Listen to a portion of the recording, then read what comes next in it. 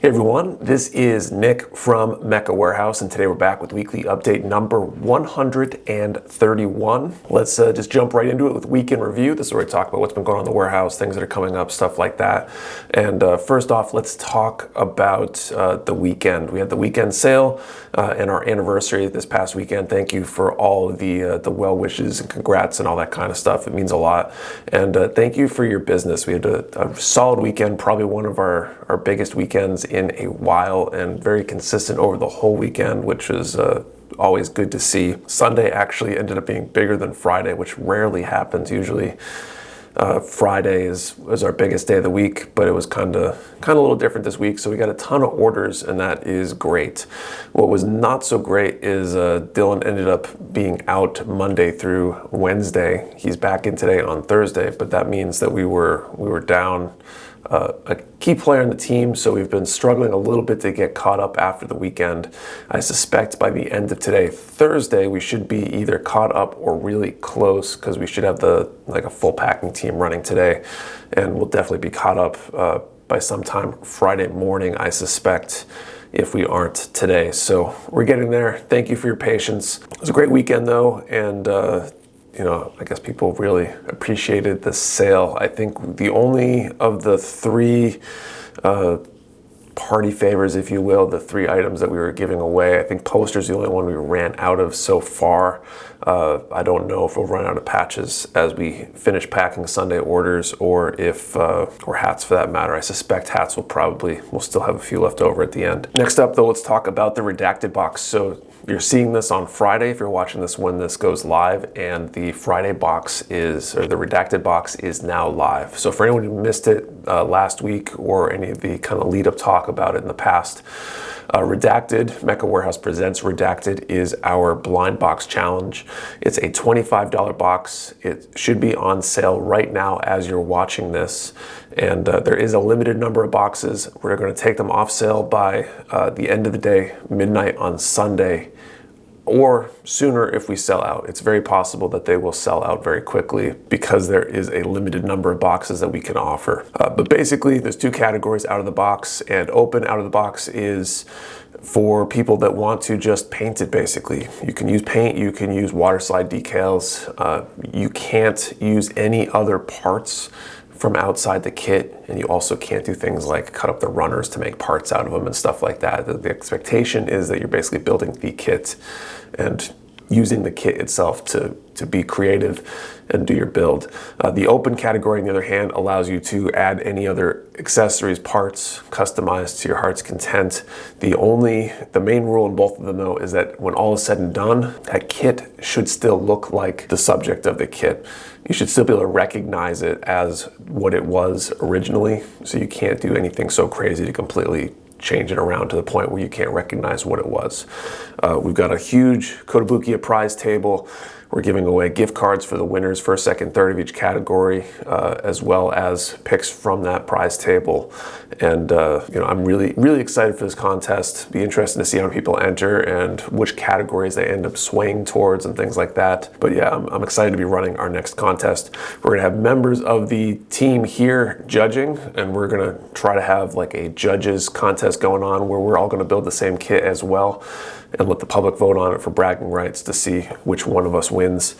And yeah, looking forward to that overall. The other thing I'm looking forward to is the open house, which is going to be Sunday, August 13th. I've been continuing to play with planning that, working on trying to get the judges and getting some seminars. We're going to have some talks and things like that where we're going to have some experts talking in depth about certain subjects, activities and things like that to go on during the day as well. So it's going to be much more than just a contest, much more than just come see the warehouse. And I'm really excited how things are shaking out so far. We'll hopefully have some more in-depth announcements in a few weeks as some of these things get solidified. Next up though, I think that's it for weekend review. Let's move on to pre-orders. We added a bunch of pre-orders this week from I think 3 different manufacturers. From Kotobukiya, we added a couple MSG items. The MSG Heavy Weapon Unit 16 Overed Manipulator. This is a really big hand, basically. that you could use for customization, whatever. I saw some pictures somewhere of it side by side with a master grade hand, and it made the master grade hand look absolutely tiny. The other MSG item was the MSG Weapon Unit 43X cannon. It's like a 3-barreled cannon. Almost looks like a set of guns like you'd see on a battleship, but sci-fi, like cooler details and all that. So that might be useful as well. Also from Kotobukiya, the Sosai Shoujo Teien Bukiko Kotobuki Wakaba Girls High School Winter Clothes Modelers Edition. So it's a kind of a girl kit. What's interesting about this one is it comes with a like a build desk and an airbrush and stuff like that. So kind of a cool little like meta thing going on there with model building. With 2 Ace Combat kits, the Modelers Edition and the regular edition of the ADF-01, and the Zoids Greenhorn AB. From Volks, we added the Viola Crewmars 2.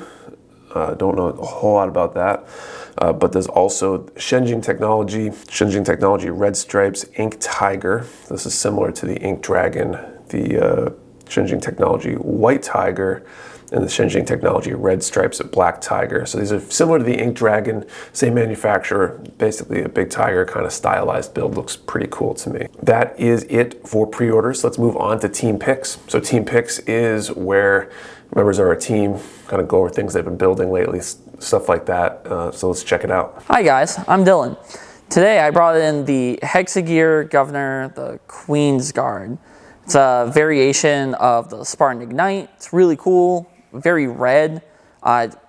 Definitely could benefit from some panel lining. Definitely better paired off with the Sig Springer, just so you get the knight riding a horse type of vibe. Hey everyone, I'm Chad. For today's team pick, I brought in the Gundam Delta Kai. It was a kit that I've had in my backlog for a little bit, but when I got it, I thought it was something like really cool with like the fin funnels in the back. It's got a lot of plastic in the box for a high grade. It's got runners A through L, if I remember correctly. And as I'm building it, I'm seeing a lot of places where you can add on some little touches like panel lines. Gundam markers would be fantastic with this, especially if you have a yellow or a purple marker. Because a lot of these stickers that they are in there, they're only for like the fine details. And so having a marker could definitely accentuate a lot of the features. That's it for team picks. Let's move on to Q&A. So this is where I answer questions from you, the viewer. If you have a question you want answered, post it down in the comments below. I'll do my best to answer it next time. And first up, Plastic Germs question. If given the opportunity to collaborate with a celebrity or company with Mecha Warehouse, which one would you choose and why? There's some tough choices there. I think the one that comes most immediately to mind, though, would be Carl Urban, if only because there's that picture that's floated around the internet from, I think, when they were shooting Lord of the Rings or something in a hobby shop in New Zealand or something with gunpla. So I think that would be interesting to do. There's plenty of others, though, that I think would be either hilarious, entertaining, whatever. So I guess if you're a big celebrity and you want to collab, just reach out. We'll make that happen. Fun question. What is your most recent or best WTF moment of 2023? I think so far, I feel like we have a WTF moment every week of some sort in varying degrees, but one of the biggest ones so far this year has been a shipment we were supposed to get that was supposed to be, I think it was a Plamax fighter nose from Macross. So it's like the cockpit front end of one of the jets.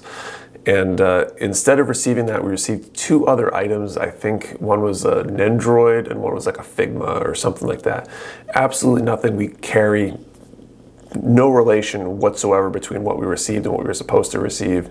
And we are still, I think, like 2 months later trying to work out what's going on with that. I think we sent it back, but we're still trying to get our credit and get the original product or whatever. So I'd have to say that's probably the biggest one so far this year.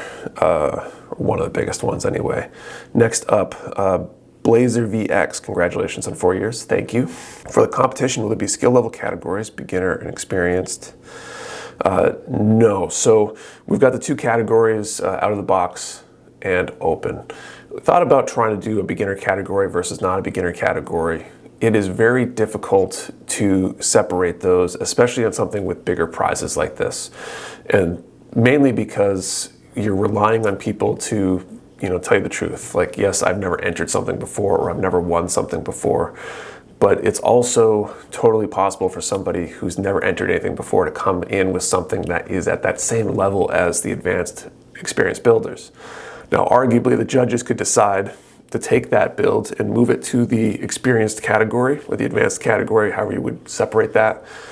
But now you're subjectively taking away from somebody just because they look better than they are. And I mean, everything's subjective, I suppose, in judging, but to me, it feels like you risk alienating people and kind of messing with them essentially by changing which category they're in, trying to enforce and control what's beginner and what's not. And you can't win either way, because either you leave it in the beginner category and somebody's going to complain that it doesn't look like beginner work, or you move it up and maybe they don't win anything now, but they would have even though they technically were a beginner. So we're not going to do that. I'm hoping that with the open category and out of the box category, it will help at least level the playing field in terms of kit bashing and doing crazy custom stuff, and at least kind of level the field in terms of like financial input, because just adding a little bit of paint and water slides or whatever it is you want to do for it out of the box versus customizing like crazy for the open category, that'll hopefully level some stuff out. If already answered, just skip. But how did the anniversary sale go? Close to the big record weekends. So it was definitely a big weekend. I think I mentioned that earlier, so I won't go into more detail now, but it was definitely a good weekend for us. And thanks again to anybody who made a purchase with us this weekend during the sale. All right, last question or questions here. Okay, Plastic Crack 305. Question for Dylan about his build so far. Is he biased against Kotobukiya, or has he built other kits from other brands and he isn't satisfied? Maybe Kotobukiya brings more satisfaction in comparison to Bandai or other brands within the mecha modeling spectrum. So that's a good question for Dylan. What do you say, Dylan? It's not that I have much of a preference. Koto just produces a wide variety of mecha designs along with girl kits. Gundam's Until Witch from Mercury has been pretty stale in terms of designs, and I just wanted to move on and see new horizons. And then also, what sci-fi franchise would you recommend to anyone outside of Star Wars? So the one I keep going back to, my favorite sci-fi outside of like Star Wars and that kind of stuff is Expanse. The Expanse, was a Prime series. I guess it originally started on Sci-Fi, but it got picked up by Prime after Sci-Fi dropped it. They finished the whole series last year, I think, and it was really good. I highly recommend watching it if you get an opportunity to. I think that is it for questions. So if you have a question you want answered, post it down in the comments below. I'll do my best to answer it next time. Thank you for watching. See you next week.